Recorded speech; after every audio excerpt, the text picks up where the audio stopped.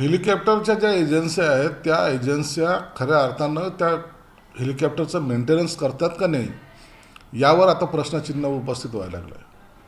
रिक्षासारखा वापर हेलिकॉप्टरचा होतो.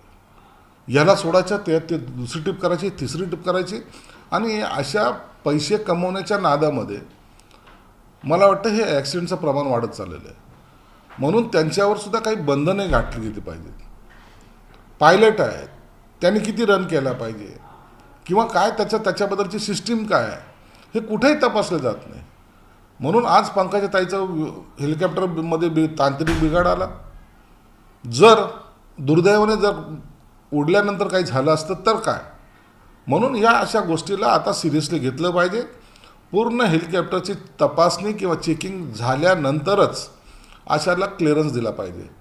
परंतु कागदोपत्री क्लिअरन्स असतो आणि मूळ हेलिकॉप्टर हे बिघडल्यानंतर मग त्याच्यात सांगतात की तांत्रिक बिघाड झाला.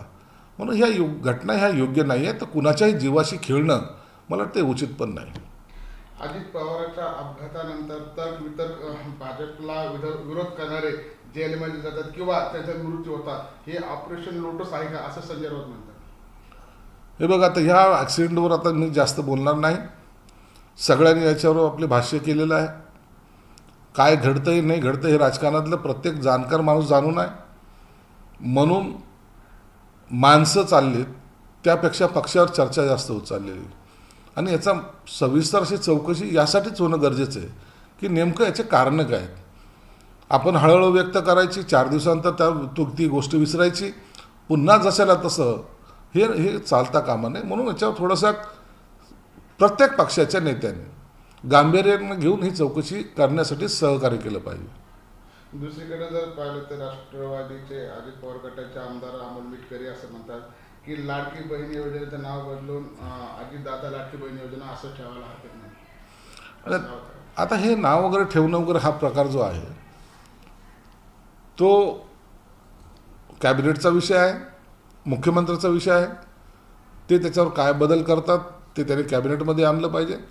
पण अजितदादांच्या नावाला किंवा इतर कोणाच्याही नावाला विरोध करण्याचं काही कारण पण नाही. दुसरीकडे जर पाहिलं तर जे काही विलिनीकरणाचं तो आता सध्या हे चालू होतं. एकीकडे अजित पवारांची इच्छा होती, म्हणतात की आम्ही विलिनीकरण होतो 12 तारखेला घोषणा करणार होतो. मात्र त्याच गटातले काही लोकांना, शरद पवार गटाच्या लोकांना मंत्रिपदात घेण्यास इंटरेस्ट नाही किंवा त्यांना हे पदात जाऊ नये असं काहीचं मत आहे. असं देखील आता चर्चा सुरू झालेली आहे. विलिनीकरणाच्या चर्चेवर आता अजितदादाच्या गटाकडून जो जास्त प्रमाणात विरोध होतोय याचा अर्थ आता असा आहे की यानंतर विलिनीकरणाची प्रक्रिया ही थांबणार आहे. एकही माणूस त्या गोष्टीची पुष्टी करत नाही.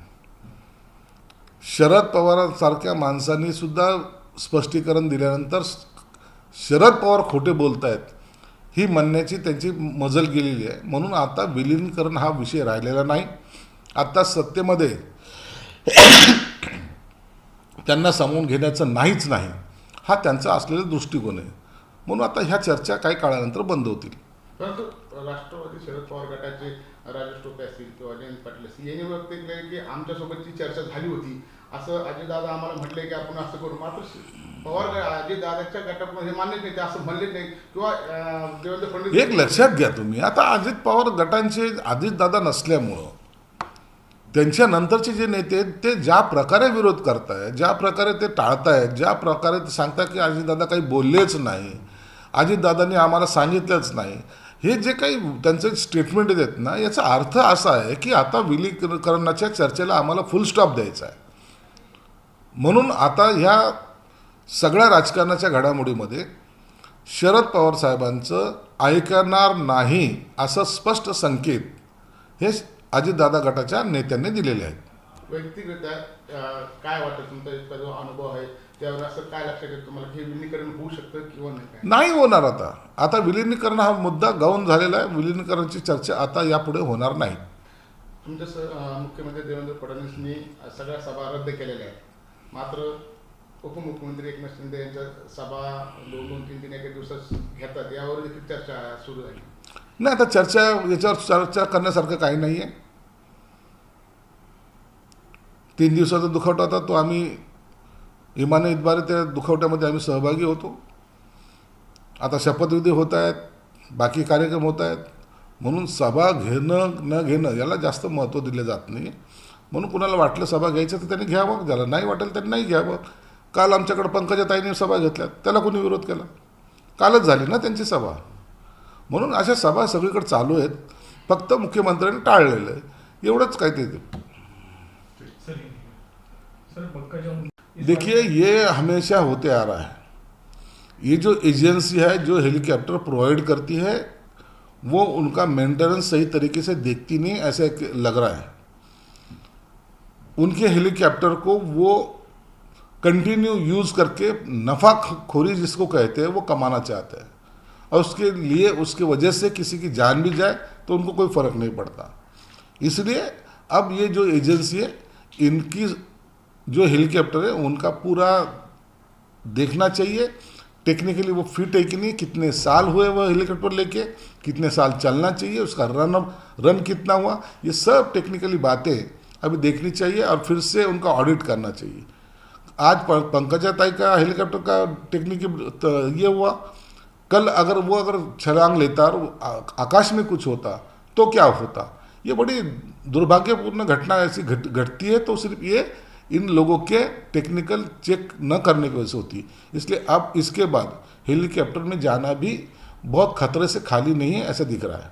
संजय राउत ने कहा है सर कि 15 तारीख को जो है अजीत पवार साहब ने जैसे कि उन पर आरोप लगाया गया था कि सिंचाई घोटाले में 70,000 करोड़ का घपला किया है, तो अजीत पवार ने कहा था उस समय कि इसमें कुछ बीजेपी के नेता भी शामिल है, मेरे पास फाइल है, और उसके 10 दिन के बाद ही उनका एक्सीडेंट में मृत्यु हो जाता है. तो इसके पीछे कोई साजिश है, वापस संजय राउत साहब ये कह रहे हैं. देखिए संजय राउत ने क्या कहा है इसके बारे में मैं जवाब नहीं दूंगा, लेकिन जो भी आरोप प्रत्यारोप अभी हो रहे हैं उसकी जांच ज़रूर हो रही है, और मुझे लगता है मुख्यमंत्री साहब वो जांच पूरी करेंगे, और ये जांच के अंदर क्या क्या सामने आता है उसके बाद में ही इसके ऊपर बोलना उचित रहेगा. राष्ट्रवादी के एक नेता कह रहे हैं कि लाडली बहन योजना जो है उसको अजीत दादा पवार का नाम दिया जाए. किसका नाम देना है नहीं देना है ये कैबिनेट का निर्णय है. कैबिनेट में अगर वो जाता है, प्रस्ताव आता है, तो उसके बारे में सोचना उचित होगा.